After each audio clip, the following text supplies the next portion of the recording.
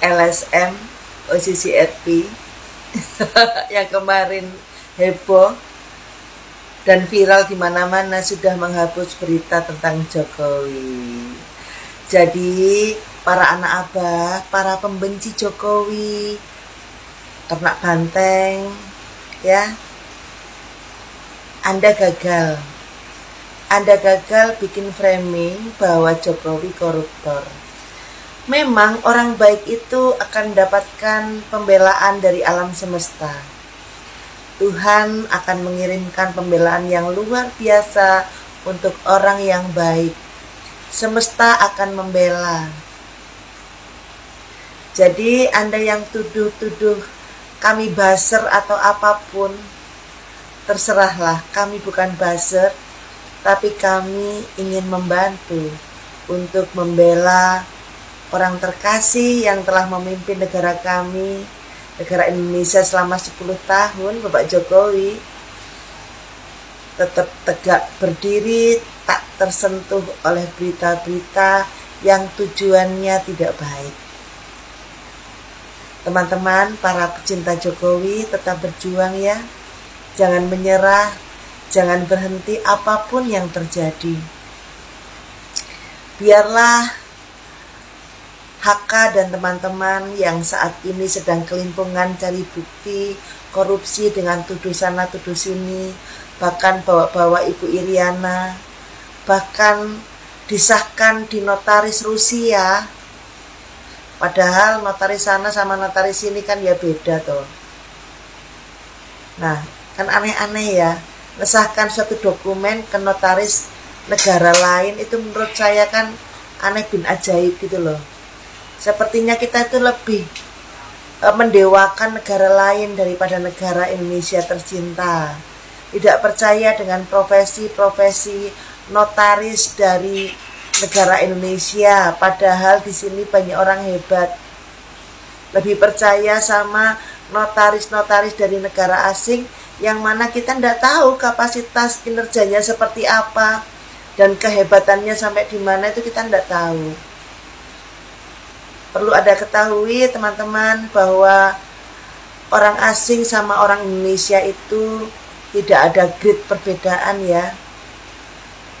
Jadi bukan orang bule itu lebih keren daripada orang Indonesia, bukan orang Korea lebih hebat daripada orang Indonesia, bukan orang Amerika lebih luar biasa dibandingkan dengan orang Indonesia.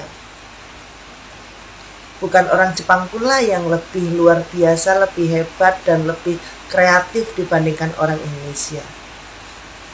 Disinilah kita harus sadar bahwa orang-orang Indonesia itu sudah banyak yang top markotop.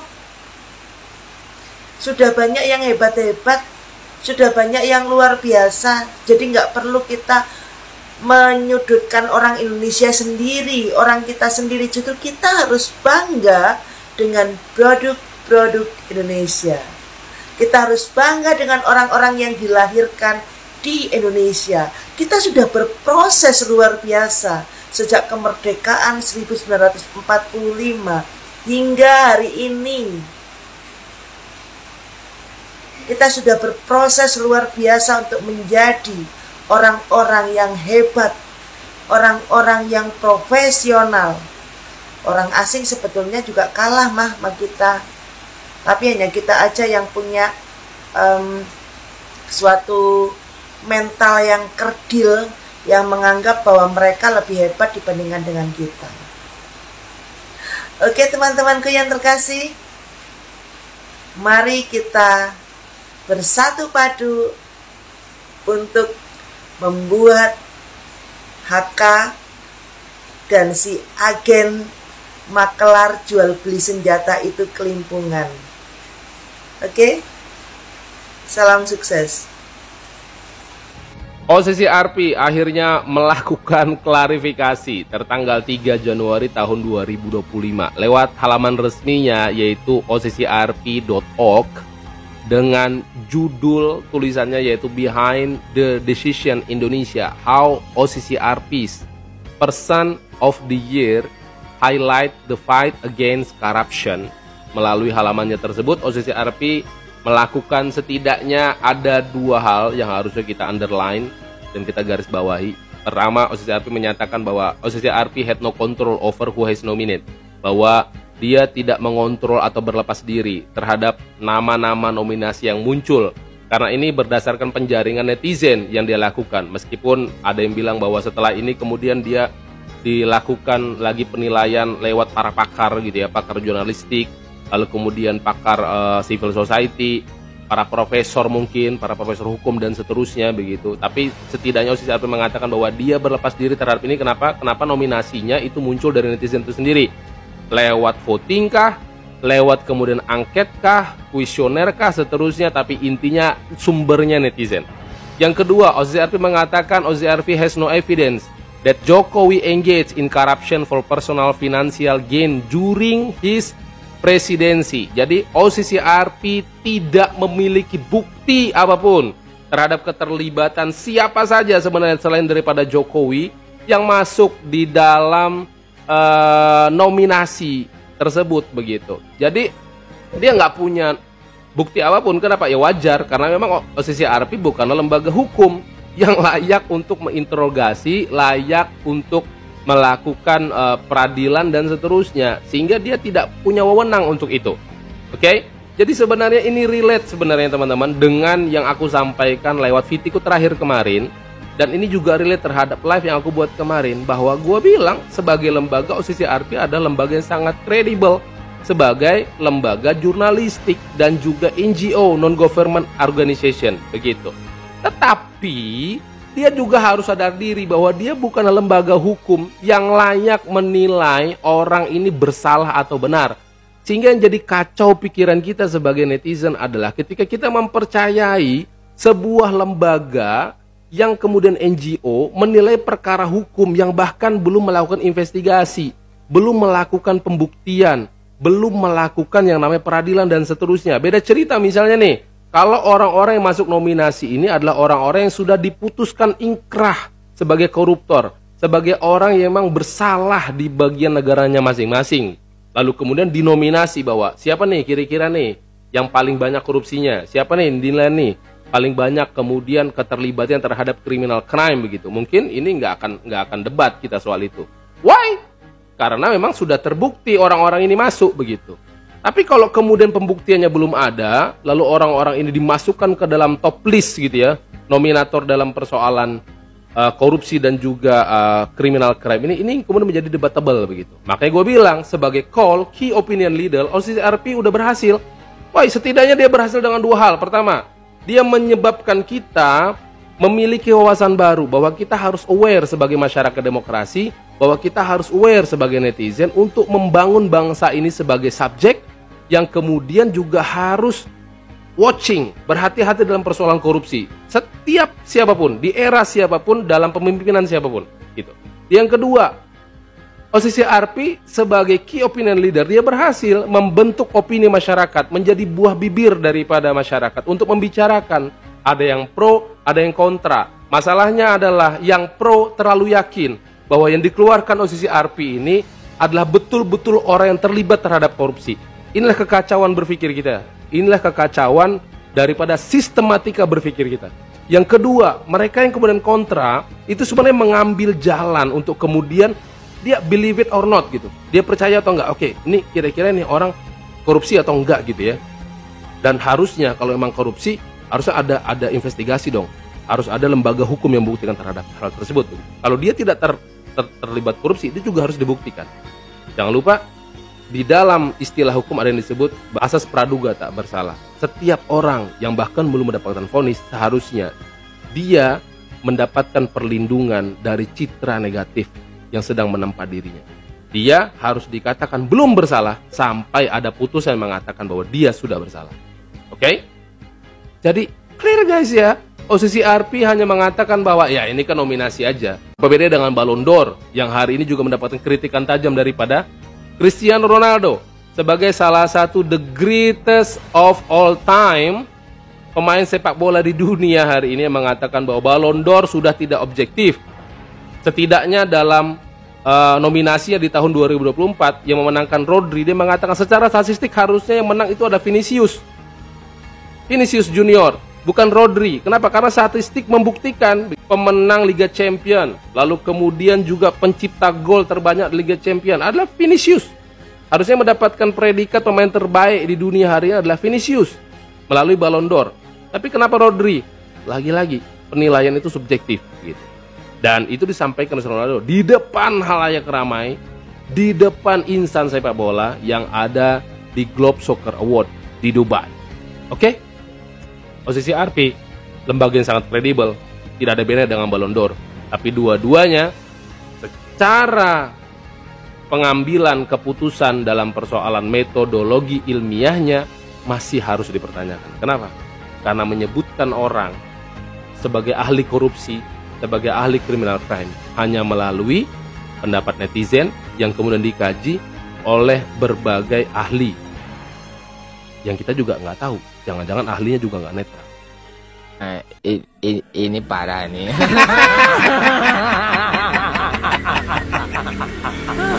Tenang. OCCRP akui tak punya bukti Jokowi korupsi. Nah loh, ini parah nih. Kemana tuh Profesor Dokter yang kemarin berteriak-teriak bahwa percaya banget dengan berita ini? Kemana mereka? Terus partai politik yang minta Pak Jokowi diseret ke KPK gara-gara pemberitaan OCCRP ini mana? Tenang. Udah jelas-jelas pihak OCCRP ini mendapat email dari hasil voting. Ngerti nggak kalian? Hasil voting, siapa yang memvoting? Apakah yang memvoting itu seluruh rakyat Indonesia? Tidak kan? Yang memvoting itu adalah orang-orang pembenci Pak Jokowi. Ya jelas saja hasilnya kayak gitu. Nah, dengan hasil seperti itu, mereka kirim tuh lewat email ke pihak OCCRP. Ini parah nih. Pasti dengan uang, dengan beberapa nominal duit gitu. Nggak mungkin lah gratis. Mana ada yang gratis zaman sekarang. Nah, terus kenapa juga pemberitaannya dikeluarkan di saat pergantian tahun baru? Kalian tahu? Supaya berita ini cepat viral. Dan narasinya begini. Seakan-akan Pak Jokowi mendapat kado di tahun baru, ya kan, di tahun baru 2025, yaitu berupa orang terkorupsi nomor 2 sedunia. Nah, kan gitu narasinya. Makanya dikeluarkannya di saat pergantian tahun, karena biar cepat heboh, cepat viral gitu kan. Kalau pembenci ini kan 1000 macam cara dia lakukan, ya kan. Ada aja gitu celahnya buat mereka. Ingat film Dirty Pot dulu waktu Pilpres dulu, ya kan? Ingat yang menjatuhkan Pak Jokowi itu tuh. Itu modalnya aja nggak kembali tuh film tuh. Aduh kalian mau aja dibego-begoin gitu ya. Percuma kalian tuh sekolah jauh-jauh ke luar negeri, gelar panjang-panjang, profesor, doktor, tapi nggak mampu melawan tukang kayu. Bisanya hanya menjatuhin si tukang kayu gitu kan. Ngapain kalian? Seharusnya kalian yang punya gelar profesor, doktor, dan kuliahnya di luar negeri itu berpikir, ya kan, berpikirnya gini, kok tukang kayu aja bisa jadi orang nomor 1 di Indonesia? Kok saya yang sekolah ke luar negeri tinggi-tinggi terus punya gelar profesor, doktor, apalah, kok nggak bisa? Seharusnya kalian tuh mikirnya ke sana. Tapi mohon maaf, ini nggak semua profesor doktor ya, nggak semua. Saya sebut aja deh orangnya, seperti Profesor Dr. Amin Rais, kemudian Profesor Dr. Rocky Gerung. Nah, itu orang-orang yang termakan dengan berita ini. Mereka tidak mendalamin dulu, ya, tidak meneliti dulu asal usulnya berita ini. Tidak main telan mentah-mentah aja. Emang susah sih kalau udah didasari kebencian, itu susah. mungkin juga sebenarnya mereka udah tahu ya kan, tapi karena kebencian mereka lupa gitu kan.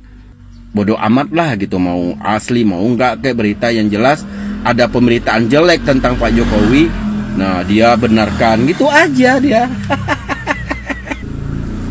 Udah jelas-jelas ya, OCCRP itu mengambil dari hasil voting, kemudian dikirimlah lewat email, kan begitu. Nah, yang memvotingnya itu apakah melibatkan seluruh rakyat Indonesia? Tidak kan? Kalau melibatkan seluruh rakyat Indonesia, hasilnya 100% nggak akan seperti itu. Berani taruhan saya, kalau emang melibatkan seluruh rakyat Indonesia. Tapi siapa yang dilibatkan? Yang dilibatkan di situ itu pembenci Pak Jokowi yang berkeliaran di aplikasi X itu. Nah, jadi kesimpulannya kita sebagai masyarakat jangan ngikut-ngikutin profesor dokter yang error yang 2 orang itulah. Kalau kita, anak cucu kita kuliah nanti, kuliahnya yang benar gitu kan. Kasihan banget, udah jauh-jauh ke luar negeri menimba ilmu. Nggak taunya ilmunya tuh hanya dipakai untuk menjatuhkan seorang tukang kayu. Ya Allah, gini amat ya Allah. Begitu juga pengamat-pengamat yang percaya dengan pemberitaan ini. Mereka main telan mentah-mentah aja tanpa diselidiki dulu ya kan. Nah, akhirnya pihak OCCRP sudah klarifikasi mengenai ini. Ternyata emang tidak ada hasil dari korupsi Pak Jokowi itu, tidak ada. Istilahnya tidak bisa menunjukkan bukti bahwa Pak Jokowi itu korupsi gitu. Jadi, tapi susah sih. Mereka itu kan udah gak punya malu, urat malunya tuh udah putus gitu. Tapi mau gimana lagi? Nanti suatu saat juga seperti ini, pihak OCCRP-nya juga akan diserang sama mereka kalau kebenarannya udah terbongkar nanti. Duh, kasihan banget ya Allah. Kacau.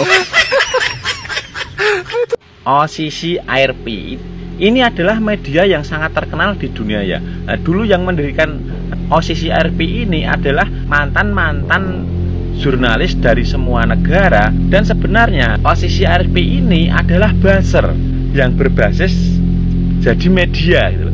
Dan kantornya OCCRP ini berada di Amsterdam, Belanda.